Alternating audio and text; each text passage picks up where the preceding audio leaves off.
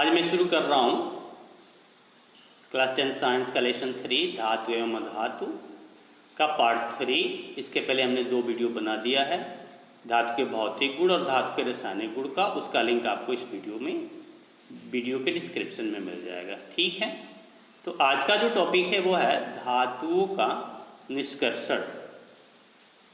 धातुओं का निष्कर्षण। अभी धातुओं के निष्कर्षण से क्या तात्पर्य?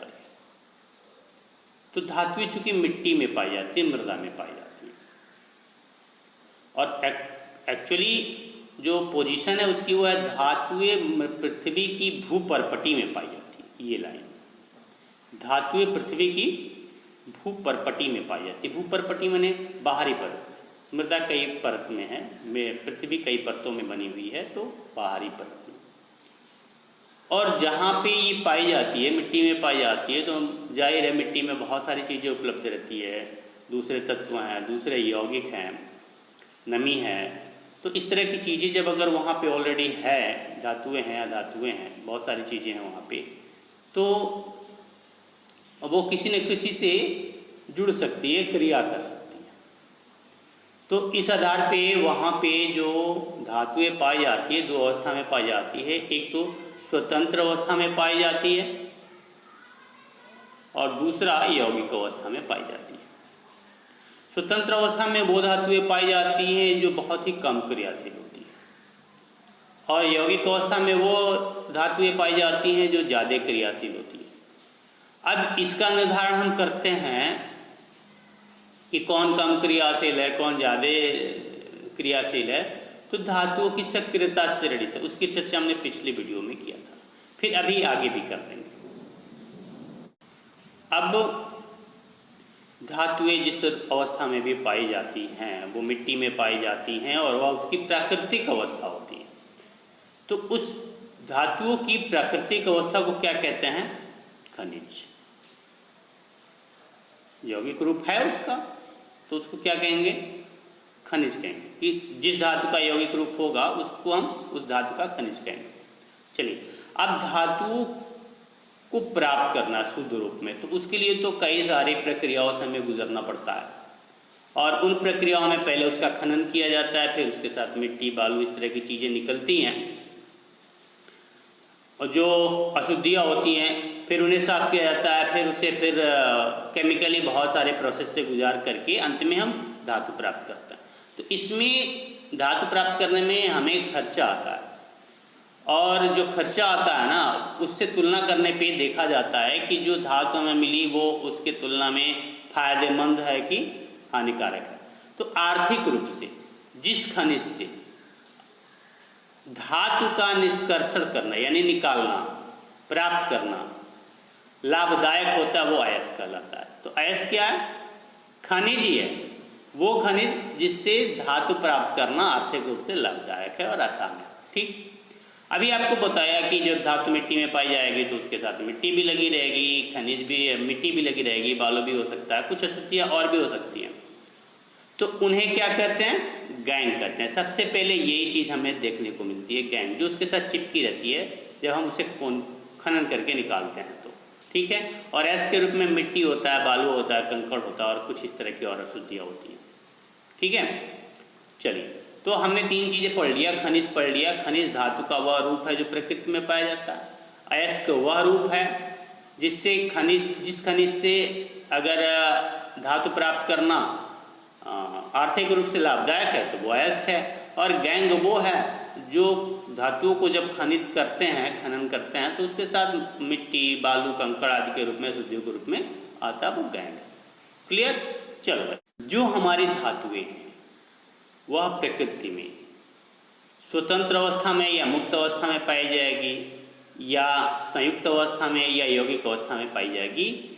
जिस अवस्था में पाई जाएगी उसका निर्धारण धातुओं की सक्रियता करती है। जो ज़्यादा सक्रिय धातुएं होंगी वो संयुक्त अवस्था में पाई जाएंगी, जो नहीं सक्रिय धातु होगी वह मुक्त अवस्था में पाई जाएगी। इसके आधार पर, यानी सक्रियता के आधार पर, धातुओं की सक्रियता के आधार पर हम 3 श्रेणियों में धातुओं को बांटते हैं। एक तो सबसे ऊपर की उच्च क्रियाशील धातुएं, उच्च क्रियाशील धातु है जिसमें पोटेशियम से शुरू होता है और एल्यूमिनियम तक आता है। ये सबसे उच्च क्रियाशील धातु है।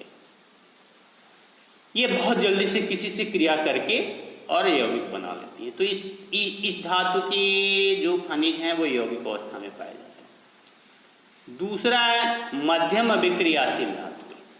ये शुरुआत Zn से होती है और हाइड्रोजन तक जाती है। तीसरा है कापर। कापर दोनों तरफ रहता है, मध्यम में भी रहता है और निम्न में भी रहता है, इसलिए यह मुक्त और संयुक्त दोनों अवस्थाओं में पाया जाता है।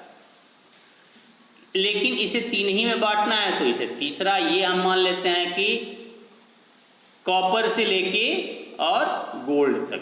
गोल्ड के नीचे भी प्लेटिनम भी है धातु, प्लेटिनम भी धातु है, लेकिन उसका चर्चा आपके सक्रियता श्रेणी में किताब में नहीं दिया है, इसलिए हमने भी नहीं दिया।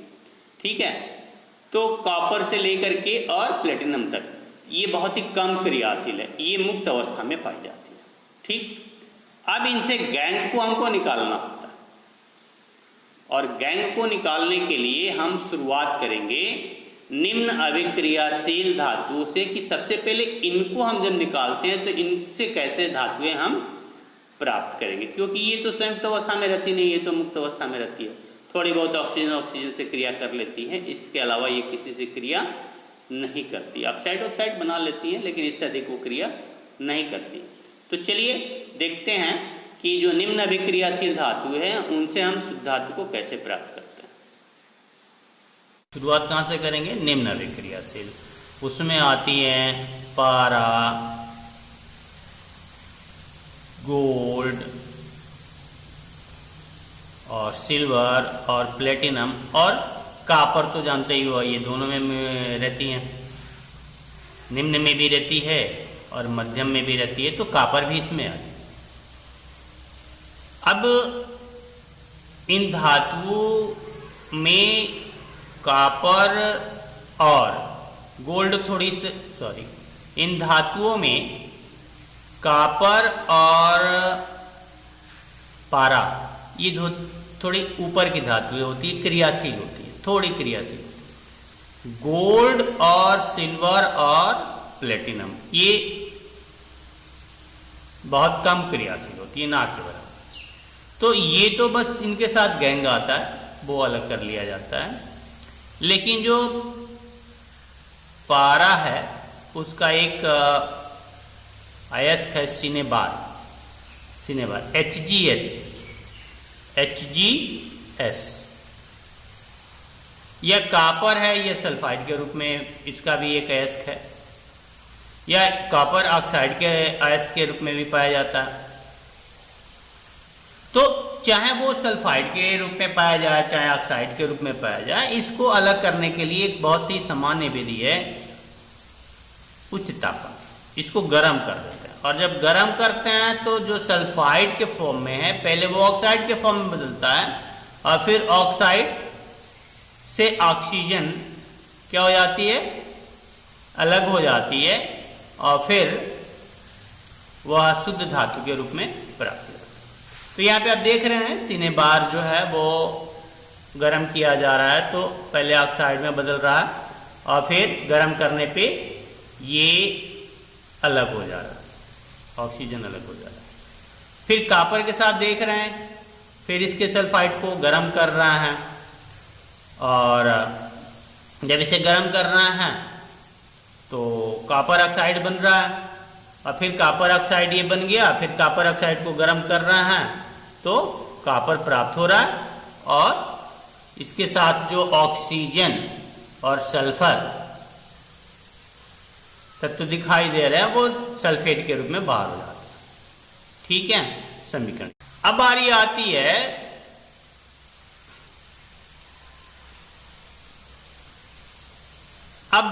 आती है मध्यम अभिक्रियाशील धातुओं का निष्कर्ष।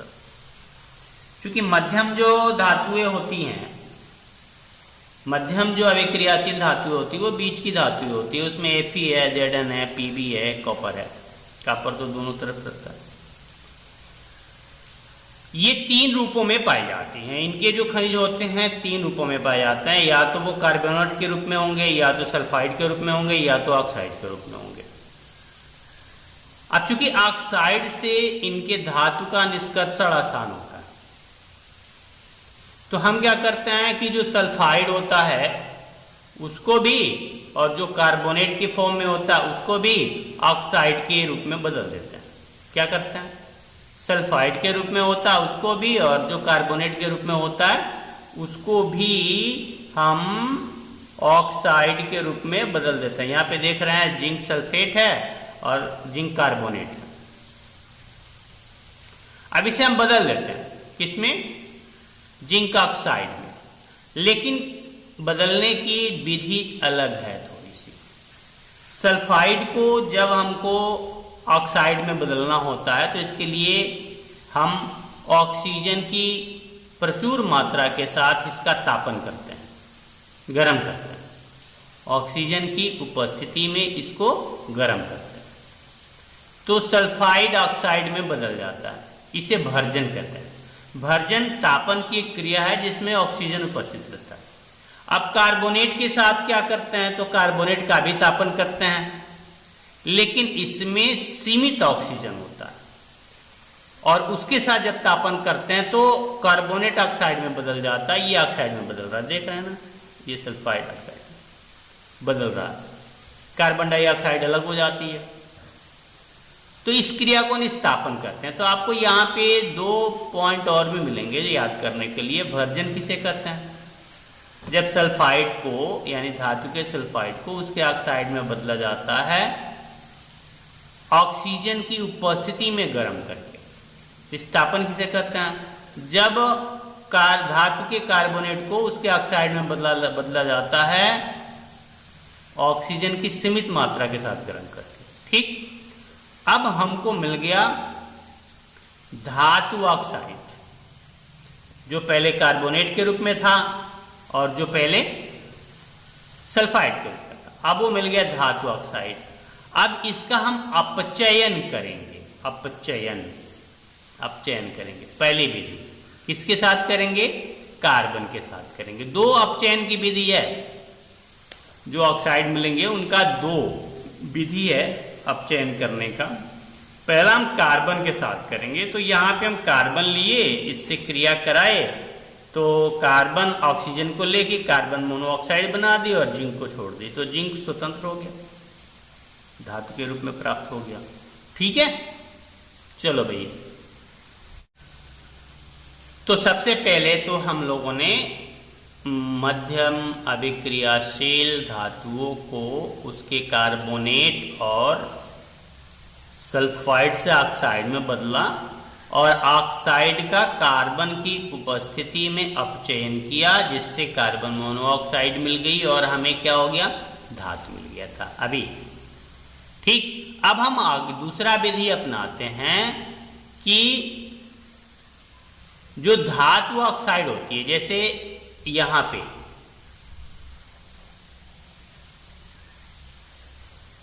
Fe2O3, ये आयरन की ऑक्साइड है। इसको हम उच्च क्रियाशील धातु एल्युमिनियम, उच्च क्रियाशील धातु द्वारा विस्थापित कराएंगे, मतलब अलग कराएंगे।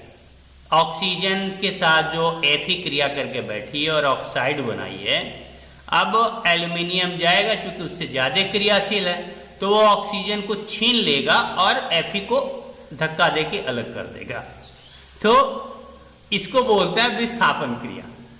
ठीक है, तो विस्थापन क्रिया में आप देख रहे हैं कि आयरन ऑक्साइड को एल्युमिनियम क्या कर रहा है, विस्थापित कर रहा है आयरन को, और ऑक्सीजन से स्वयं क्रिया कर रहा है एल्युमिनियम स्वयं क्रिया कर रहा है, और इस तरह से Fe को वो क्या कर दे रहा है, विस्थापित कर दे रहा है। ठीक है, और इससे एक काम और होता है, बहुत अधिक मात्रा में उष्मा निकलती। अब ये काम कौन सी धातु कर सकती है विस्थापन की? तो उच्च क्रियाशील धातु निम्न क्रियाशील धातु को विस्थापित करती है। ये हम लोग पीछे पढ़े हैं, क्रियाशीलता के आधार पर विस्थापन होता है। और इस क्रिया को अपचयन भी कहते हैं। तो अपचयन दो तरीके से हो गया, एक तो कार्बन द्वारा अपचयन हो गया, दूसरा उच्च क्रियाशील धातुओं द्वारा अपचयन हो गया। और इसमें जो ऊर्जा मुक्त होती है, उत्पन्न होती है, वह रेल की पटरियों या ऐसे ही हार्ड चीजों को जोड़ने में काम आती है। ये भी याद रखना है, ठीक। चलो भाई याद कर लेना। अब बारी आती है अति क्रियाशील धातुओं का निष्कर्षण।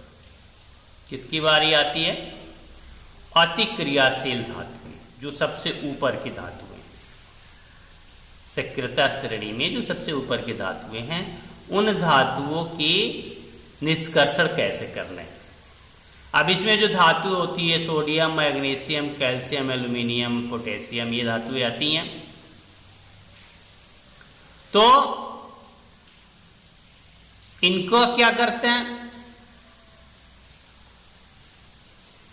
इनका हम कार्बन से अपचयन नहीं कर सकते, इनके ऑक्साइड को कार्बन से अपचयित नहीं कर सकते। यानी मान लीजिए ये ऑक्साइड बनाए हो और इनको हम क्या कर दे? कार्बन द्वारा अपचयित कर दे। नहीं, जो विधि हमने मध्यम के लिए अपनाया है वो उच्च में नहीं लगा सकते। क्यों नहीं लगा सकते? क्योंकि इनकी जो सक्रियता है ना, वो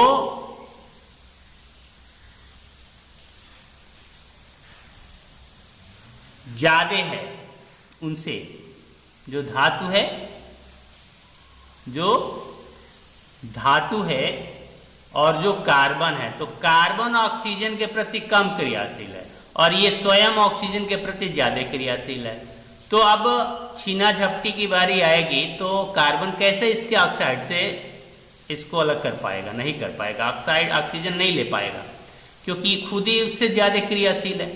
तो ये धातुएं अपने ऑक्साइड से ऑक्सीजन को अलग नहीं करती हैं और कार्बन इससे अलग नहीं कर पाता, ठीक। इसलिए हम क्या करते हैं?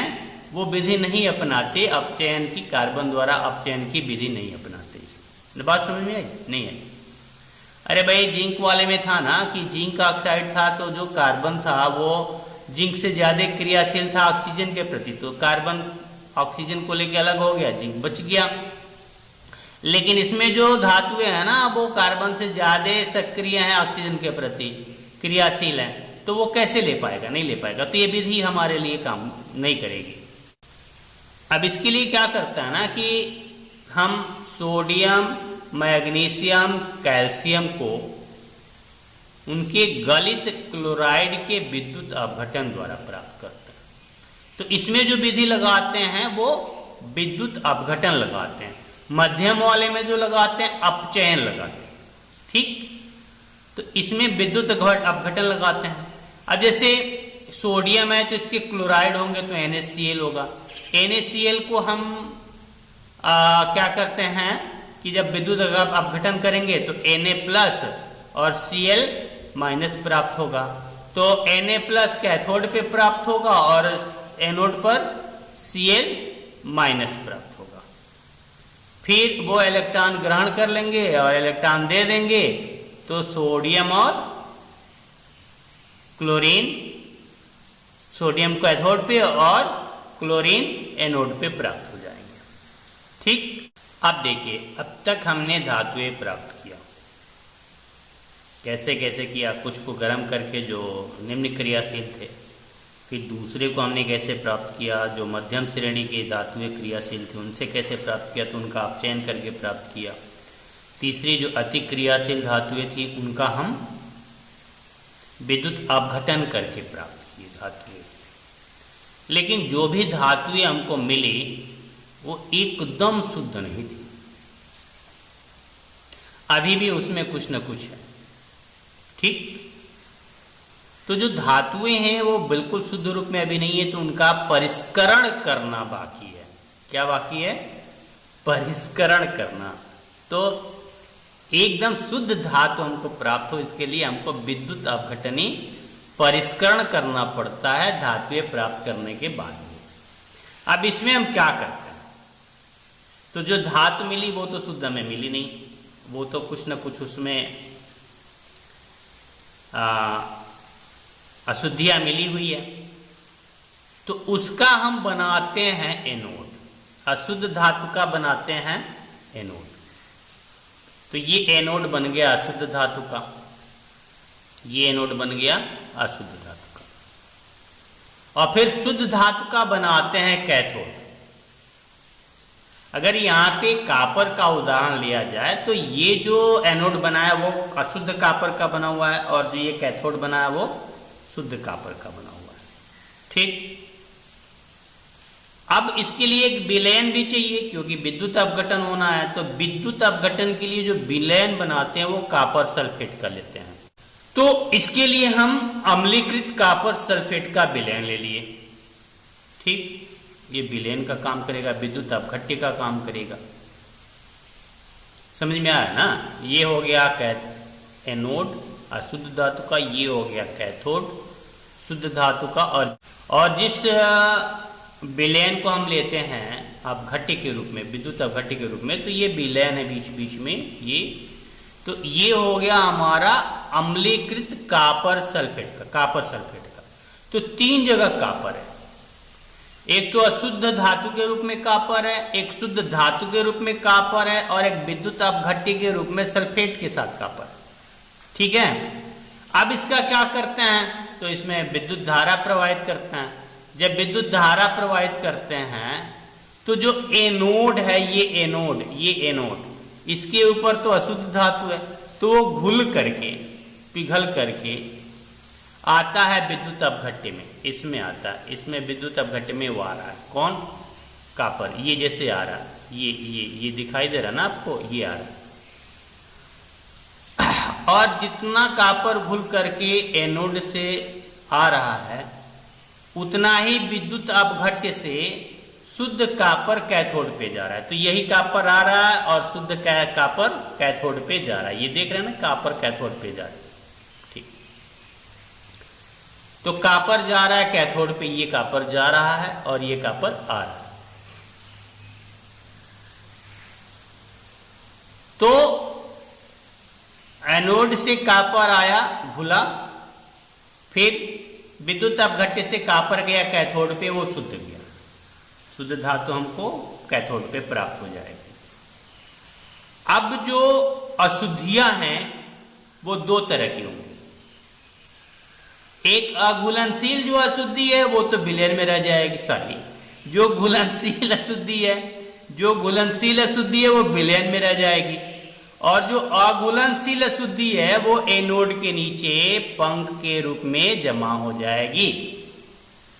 तो अशुद्धियां जो या अपद्रव्य जो हैं वह या तो विलयन में रह जाएंगे, जो घुलनशील होंगे, और जो अघुलनशील होंगे वह एनोड के नीचे, एनोड पंख के रूप में। तो एनोड पंख क्या होता है, ये भी एक क्वेश्चन मिलता है। तो एनोड पंख के रूप में जमा हो जाता है।